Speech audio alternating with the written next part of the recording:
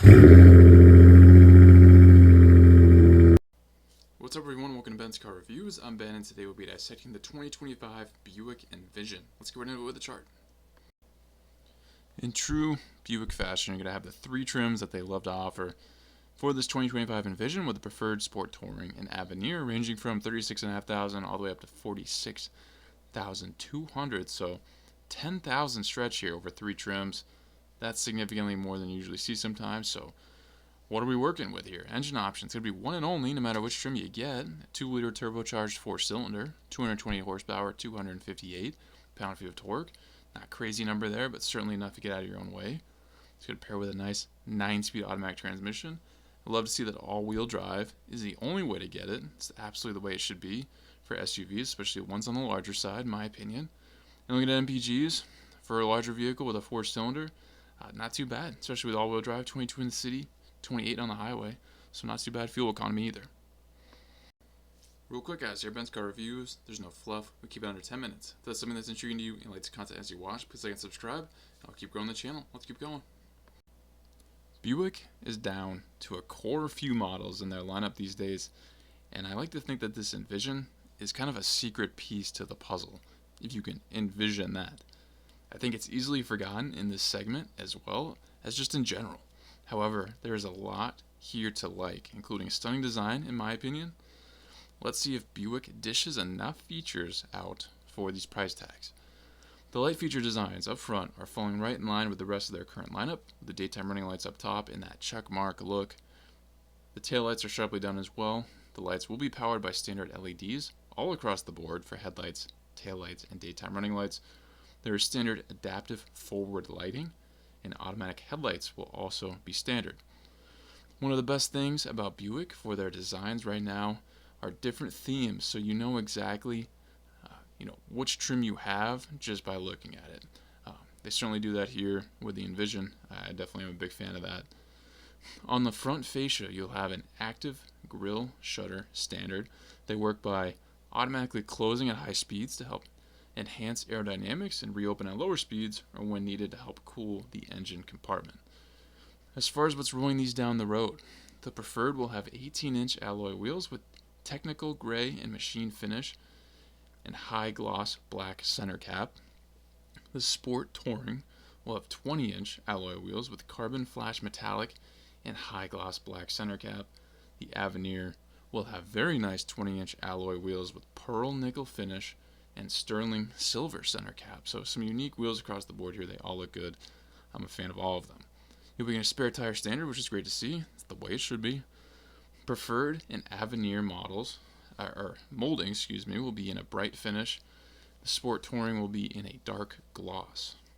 The Sport Touring will have black roof rails and body-colored door handles. The other two trims will be getting silver roof rails standard. Still nice to see roof rails standard across the board.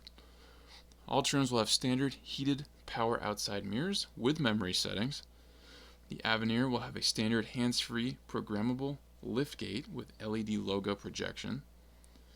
As we know from before, you'll be getting the intelligent all-wheel drive with active twin clutch. Hill descent control is standard, and the Avenir will have standard continuous damping control for some upgraded ride quality. There are several packages and options to be had on these, so check those out, especially if you're optioning new. The Envision will measure in at 182.7 inches long, 74.1 inches wide, 64.6 inches tall, and weigh at most 4,085 pounds. In terms of a best bang for your buck in this lineup, I think it's absolutely going to be the Preferred. Before you say, how could you choose a base trim to be the best value? They never have anything standard. Remember back to what we know. The Preferred has the same performance across the board at the lowest price and an exterior that's still quite appealing. And beyond that, I think you'll be shocked at what the interior is bringing for you with standard features. So let's get into it and see what you think. A beautifully designed interior here for the Envision. I think this is one of the most inviting interiors overall on the market right now. It really draws you in. Buick has carved a unique little design apart from the cookie cutter looks that we mostly see. There's only so many ways to design an interior, but Buick has found a way to do it a little different that makes you want to just get behind the wheel. Let's see if you're going to get anything standard inside if you opt below the Avenir. The standard infotainment standard will be a 30-inch diagonal high contrast LCD screen composing of your infotainment touchscreen and the driver's info area. This is a fantastic setup, not only because of how large it is for the money, but also aesthetically. It just looks fantastic. It's different than what you see elsewhere.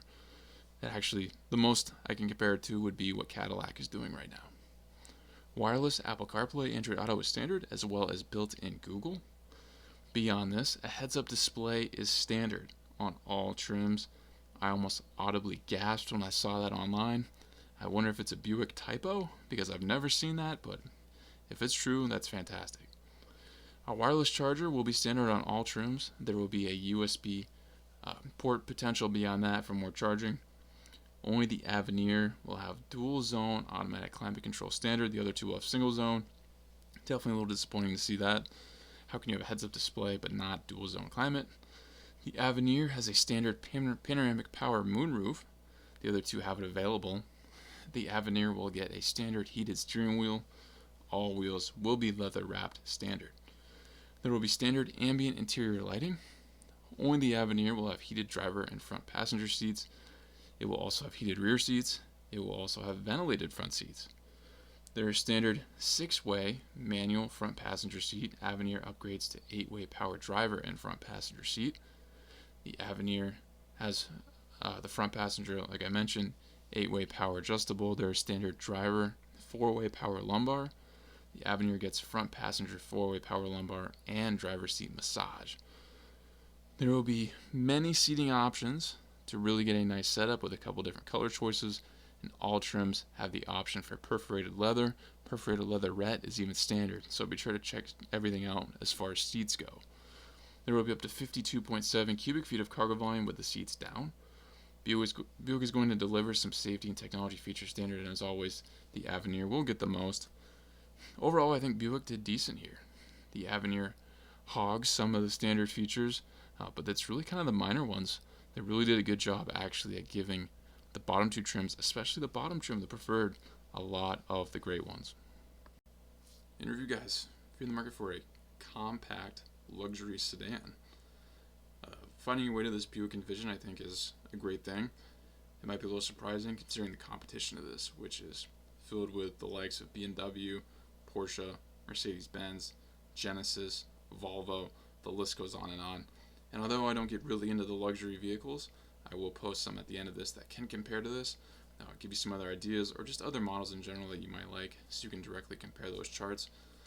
But if you're into that compact luxury market, I think this Envision, like I mentioned, is a sleeper in this. It's offering you a lot for your money. If you go with the preferred, you're starting under $37,000 and getting a lot for your money there. I think this is overall maybe one of the best values for your money on the market right now. And like I said, it's sneaky. People don't usually think about that. They get caught up with the Porsches and the BMWs, and they forget that this is an option. So if this is the route you want to go, I think it's a great call. You might turn some heads because people just don't see it that often, and you'll be riding in some comfort as well.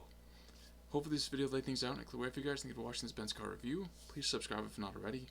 If you have an idea for future review, drop in the comments and I'll see what I can do. If you'd like to become a member of the channel, I have that option. Check that out and join if you'd like, and I'll catch you on the next Benz car review.